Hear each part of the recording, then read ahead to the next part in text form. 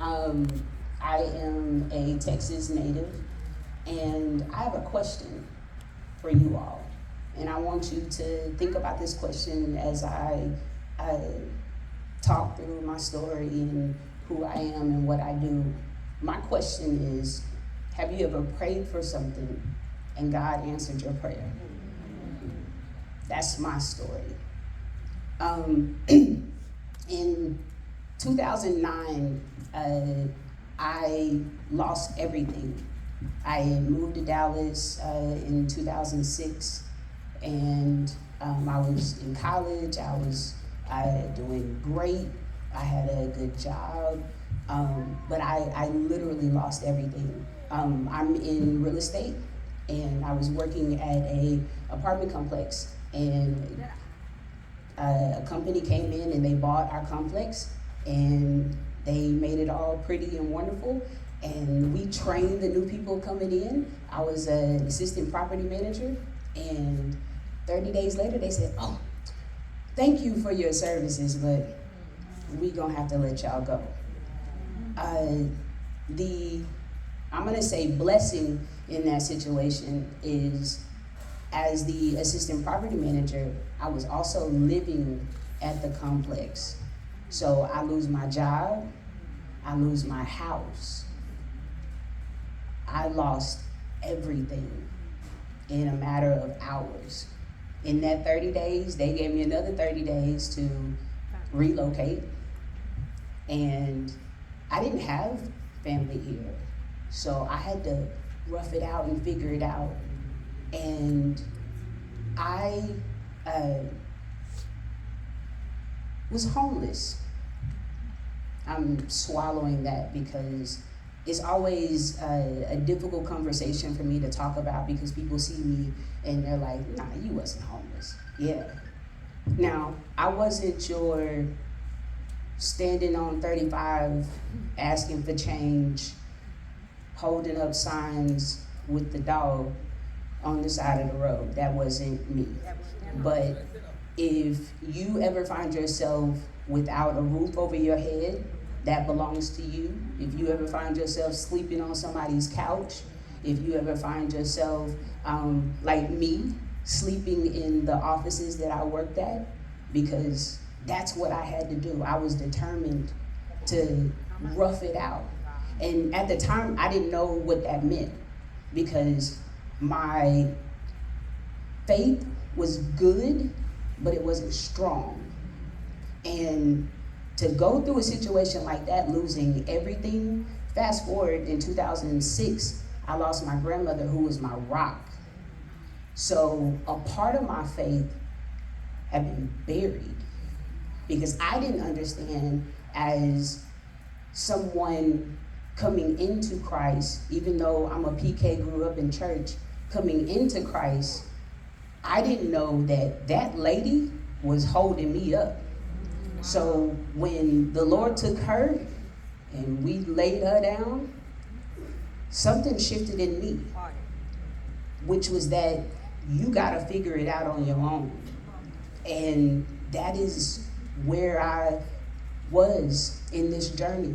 2009, still homeless. 2010, I'm at a church, faith is increasing, doing better spiritually, still homeless, still serving, still working, still believing, still in Dallas, when my whole family is in Nacogdoches, Texas, and I could have went home, ate good, had a roof over my head, and been great, but I decided to stay in Dallas. Still didn't understand why. I found myself sleeping in the back seat of my best friend at the time, her car, parked in front of my former pastor's apartment, 3-bedroom apartment. And it was just 2 of them in there. And I was outside. In those times, being outside, I had to take wash-offs in restaurants. Wendy's, McDonald's, those are my spots. Mr. Parrish, that's actually like how we connected, because when I first met him, I said, man, I love y'all's bathrooms. And he didn't understand why at the time, but during that event in February, I expressed to him my story and told him about my journey. And he was like, I was wondering why every time I saw you was talking about our bathrooms. I was like, because they was clean. They had the little drain at the bottom where I could wash off in the water, because I was for real taking for real wash offs, because I needed every day to walk into whatever temporary job I had at the time looking like this. So nobody knew that I was struggling. I was going to church every Sunday. I was actually, if those of you that are from Dallas, you're familiar with G-Tide, I would go to church Sunday. We had 2 services at the church that I attended, and then Sunday night, we would go to G-Tide and have more church. All night long. That's right. All night. Yes. So eventually, me dating G-Tide, I joined, and again, that faith that was established, it continued to grow. Well, fast forward to 2013, April 21st to be exact, 2013. I'm in service. Service is high. I shared the clip with you. That was the night. I danced like crazy. Yes, I look like this. Yes, I talk like this, but I will dance in your face. Yeah. So I was dancing. I was believing God, and I opened up my mouth and I said, God, I want more. I deserve more. And even in that moment, I didn't realize, why am I saying I deserve more when everything around me did not look like I was capable of handling more, of having access to more? But I said, God, I want more. And I started to name off. And this is what I learned in that moment. Don't just tell God that you want more of something, because that could mean you want more trials, you want more trouble, you want more foolishness. Tell God you want more money. Tell God that you want a better car, you want a better house, you want a better job, you want stability. I started naming off all of these things that I wanted. And Bishop Cardell D. Booker Sr. said, Erika, I don't know what you just did up there, but God said he's going to give it to you. And in that moment, I believed it. Yeah. Left service high. Now, I call her, y'all call her Lady King, I call her Big Mama. If y'all know her, she don't drive. So even in we left service that night after being there for probably about 5 or 6 hours. We left service that night. I took her home, and at the time I was living downtown. I was driving back home. 35, as always, was a mess. So I took the back streets. That same night that I told God that I wanted more, and he answered me and said, I'm going to give it to you. That same night, I was in a car accident. A car, an expedition, I'll never forget, an expedition hit me on the driver's side. He ran the light. The impact of his hit pushed my car 3 blocks down, making my car into a 1-seater. I broke the left side of my tailbone, 3 bottom ribs broken, pelvic bone broken. I could not walk for 6 months. I was stuck in the house, just me and God. And that first moment when it happened, I said, God, wait, hold up. You just told me that you was gonna give me more. You was gonna bless me with the stuff that I just asked you for. And then I lose my car, I lose my mobility. And hold up, because this was in 2013, this was way before we discovered how to work on Zoom and Teams. There was no remote working. I worked in Fort Worth at the time. I lost my job again. So I'm stuck at the house, crying, trying to figure out, what are we about to do? Because I'm still believing for this more. It was still something in me that would not shake God saying, you can have it.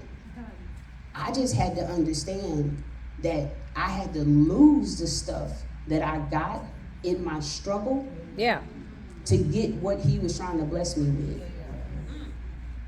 In that 6 months, I did not lose not one thing. I had every bill paid. My rent was paid. I had food, all of my utilities. I was good. Came out of that situation, got a phone call from a lady that I worked with like years ago. She said, hey, Colliers International, which is a commercial real estate firm, they're starting a new office in Dallas. I think you would be great to be a part of that team. I said, I don't even know what they do, because I've been in residential real estate, so I don't know anything about commercial real estate other than the facilities part of it. But I didn't tell her that. I just said, just let me know what I need to do. Went to House Week the Sound. That was I think the last House Week the Sound that G-Todd did. I went to House Week the Sound, and I remember just standing there crying, but I was ignited by all the people in the room that had faith, because in that moment, in that particular service, we were believing God for Bishop's healing. So you had everybody in this room, people that may not have even known Bishop. We were all believing for something. To me, that was like a Pentecost moment, because everybody in there was believing for something. We were pulling on God for something. Even if we didn't know what it was, we was pulling on him for that. In that moment, I believe that was Friday or Saturday, went to church. It's my first time, and that was my first time being out. I had to learn how to walk again. I had to learn how to do all this stuff again after 6 months. Monday morning, I go to an interview with Colliers. This wonderful lady named Lisa Street, she interviewed me. She said, I love your personality. I think you'll be a great fit for this job. You just gotta take this test. I said, oh, okay, cool. She slides me 2 pieces of paper. I don't know if she knew that it was 2 pieces of paper, but it was 2 pieces of paper. The first paper was the test. The second paper were the answers. Bless her. And I promise you it was a God moment, because I didn't know not one of them answers. I know it. Test. I know it. Like, she was asking stuff. I didn't know none of that stuff. Because it was a new role, it was a new department, it was a new area. But they wanted me to lead the team. I finessed it the way that I could, and I answered them not exactly how her answers stated, but in my own way. We had no chat GPT or co-pilot, so that was just all off the head. And the lady comes back, she said, oh, you did amazing. She didn't even look at the paper. She said, you did amazing. I started in June of 2014, and I have been there for 12 years. I manage commercial real estate portfolios. I have some of the major clients that you probably work with, been a part of. I manage Alcon. Mostly I have on glasses and contacts. Otis Elevators. I know you've been in the elevator a time or two. They may not be that wonderful, but I manage their data, not their services. In that moment, that allowed me to, again, faith increasing, because more and more in that moment of 2013, when I'm standing up there asking God for all this stuff, I did not know that I was going to obtain all of the things that I have today. I've been on boards that I'm not qualified for. I've been on panels that I'm not qualified to speak on. I've been in rooms with people that I am not qualified to be in a room with them. But they're having conversations with me. They're including me in conversations. They're asking for my opinion. That's a God thing. Yeah. Yeah. I asked you the question, have you ever prayed for something and God did it? You are looking at what God did. That's right. That's right. And there's even so much more. He's allowed me to now, in April, I launched L Station Rehabilitation Center. Yeah. It is an organization that supports people that are experiencing homelessness. Yeah. Because in those moments when I was sleeping on somebody That's else's right. couch, in the back of somebody else's car, Yeah. taking them wash-offs in Wendy's, Right. I said, God, if you get me out of this, All right. I'm going to give back to the people That's right. that can't see hope in this darkness that they're in. Yeah. And I tell people that. I go and I talk to the people that are hanging out at 7-Eleven. I'm cooking food. I'm bringing it to them. I'm not promoting it, because that ain't me. I'm just walking around. If I got something, I give it to them. We've been out with different other organizations, and people will walk up, they didn't have on shoes. It's cold outside. Took my shoes off. Yes, Because you God has did. blessed me. Amen. So I'm going to get another pair of shoes. But in that moment, they see that somebody is giving me something, and they ain't asking me for nothing. Right. They're seeing somebody, and then I tell them my story. Hey, I used to be where you are. You don't have to be in this place for long. That encourages people. And your testimony, that encourages people. So what you just did, you told us everything that you experienced, everything that you went through. You told us why you went through it. You told us how you overcame it. And then you came and you told us, this is what I plan to do. All right. By November 2026. All right. What you did is what I did in April of 2013. All right. I called out what I wanted. Uh-huh. I told God, this is what I want. Uh-huh. This is what I need. And I know you are the only one that can do it. All right. I said that. Yeah. He heard me, and he did it. Yeah. Yeah. Yeah. So I am encouraged by your testimony. But I'm going to light a fire to you Come on. Tap in it. the way Come on. somebody lit a fire to Uh-huh. you. And I'm going to tell you, Yeah. before November 2026, My Lord. Yeah. Come on. dope is going to be established. Hallelujah. Hallelujah. Girls are going to be saved. Yeah. People's lives are going to be changed because of your testimony. Yeah. Do you not know the God that we serve? Yeah. How dare he allow one of his children to experience what you experienced? Yeah. Be bold enough to tell people about it, and him not bless you through it because you want to help other people. Watch him do it. Yes. Yes. Stand in. That's right. And I'm going to give you my information so that when he does it, you can tell me about it. Yeah. And I can be there to cheer you on. That's right. Because that's what we do. My purpose is I'm in corporate America. I'm around a lot of the how'd you do it? Yeah, the lighter skinned people. Myself, Sharice is here. She's on the Dallas Regional Chamber Board with me. She is the chair-elect for 2026. She will be the chair for the young professionals next year. All right. That is, so I'm the first African American female chair for the Dallas Regional Chamber Young Professionals. She's the second one. Yeah. I don't even know if you know that. You're number 2.